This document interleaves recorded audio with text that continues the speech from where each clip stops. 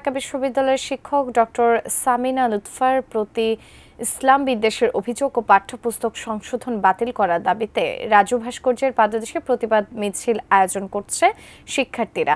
সেখানে আছেন সহকর্মী জাহিদ, সরাসরি যুক্ত হব তার সঙ্গে। জাহিদ, জানাবেন শিক্ষার্থীরা আসলে আন্দোলন করছে, তাদের চাহিদা কি এবং সেখানকার সবশেষ কি খবরাখবর আছে আপনার কাছে? সুজানা, আসলে ঢাকা শহর এখন দাবি দেওয়া আদায়ের শহর। তা আপনি যে বিষয়টি বললেন ডক্টর সামিনা লুৎফা, সে বিষয়ে যেমন আন্দোলনটি চলছে ঢাকা বিশ্ববিদ্যালয় প্রাঙ্গণে, একই সঙ্গে শাহবাগ প্রাঙ্গণে সেখানেও কিন্তু আন্দোলন করছেন যারা চাকরিতে বয়সসীমা 35 করার দাবি নিয়ে সেই সকল শিক্ষার্থীরা।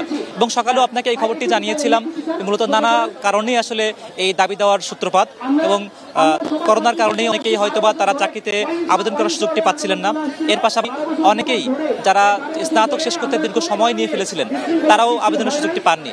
এবং যারা জাতীয় বিশ্ববিদ্যালয়ের শিক্ষার্থী বিশেষ করে তাদের কিন্তু স্নাতক শেষ করতে বেশ সময় লেগে যায় শিক্ষার্থীদের দাবি অনুযায়ী। কাজেই 30 বছর যে শৃঙ্খল, সেটি আসলে তাদের চাকরিতে প্রবেশের ক্ষেত্রে একটা বৈষম্যমূলক একটি আচরণ করা হয় বলে তারা দাবি করছেন।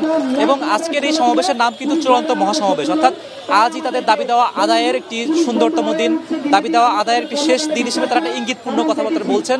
এবং ঢাকা সহ দেশের নানা জেলা থেকে আমরা দেখেছি ক্ষুদ্র ক্ষুদ্র মিছিল নিয়ে তারা এই মহাসমাবেশে অংশ নিয়েছেন। টাইলক্স, যার অ্যান্টিব্যাকটেরিয়াল এজেন্ট টয়লেটের কোনায় কোনায় পৌঁছে 99% জীবাণু ধ্বংস করে। টাইলক্স টয়লেট ক্লিনার, ক্লিন মানে টাইলক্স। এবং আমরা যারা এখানে আয়োজক আছে তাদের সঙ্গে কথা বলে জেনেছি যে যারা এখানে উপস্থিত হয়েছেন এখনো এই সমাবেশে অংশ নেওয়ার জন্য দেশের বিভিন্ন প্রান্ত থেকে মানুষজন আসছেন, চাকরি প্রত্যাশী আসছেন। অর্থাৎ দাবি দেওয়া আদায়ের ক্ষেত্রে এই সকল শিক্ষার্থীরা 12 বছরে যে নিরন্তর একটি চেষ্টা চালিয়ে যাচ্ছিলেন সেটির সমাপ্তি মূলত আজই হতে যাচ্ছে তাদের দাবি দেওয়া অনুযায়ী।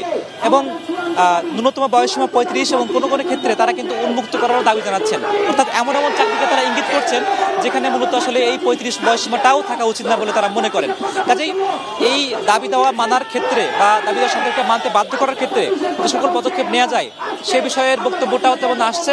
একই সঙ্গে অনড় অবস্থানে তারা থাকবেন, দাবি আদায় করে ঘরে ফিরবেন, এমন প্রত্যয় তারা ব্যক্ত করছেন। সুতরাং শাহবাগ থেকে আমার কাছে এই ছিল সর্বশেষ।